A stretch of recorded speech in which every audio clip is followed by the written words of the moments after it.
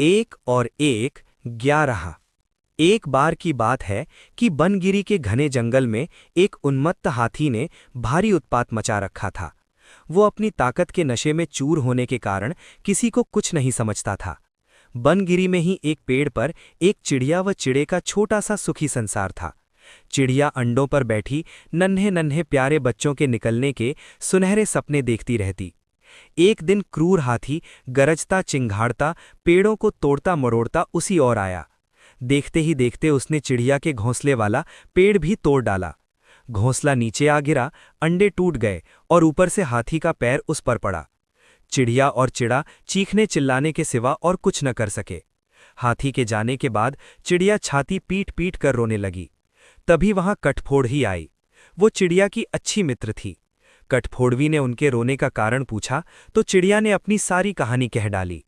कठफोड़वी बोली, इस प्रकार गम में डूबे रहने से कुछ नहीं होगा। उस हाथी को सबक सिखाने के लिए हमें कुछ करना होगा। चिड़िया ने निराशा दिखाई। हमें छोटे मोटे जीव उस बलशाली हाथी से कैसे टक्कर ले सकते हैं। कठफोड़वी ने समझाया, एक और एक मिलकर 11 बनते हैं।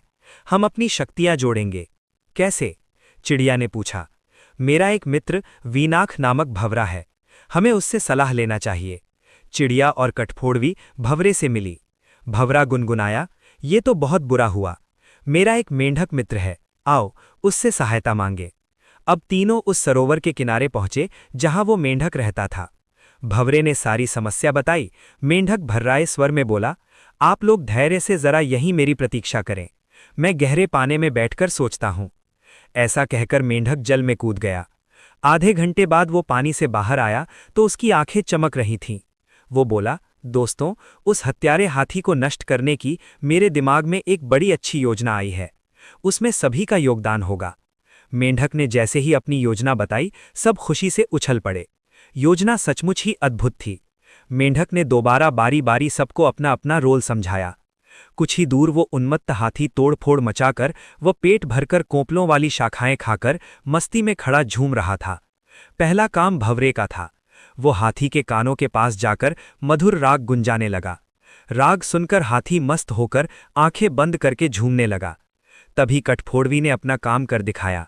वो आई और अपनी सुई जैसी नुकीली चोंच से उसने तेजी से हाथी की दोनों आंखें बींध डालीं। हाथी की आंखें फूट गईं। वो तड़पता हुआ अंधा होकर इधर उधर भागने लगा। जैसे जैसे समय बीतता जा रहा था, हाथी का क्रोध बढ़ता जा रहा था। आंखों से नजर न आने के कारण ठोकरों और टक्करों से शरीर जख्मी होता जा रहा था। जख्म उसे और चिल्लाने पर मजबूर कर रहे थे।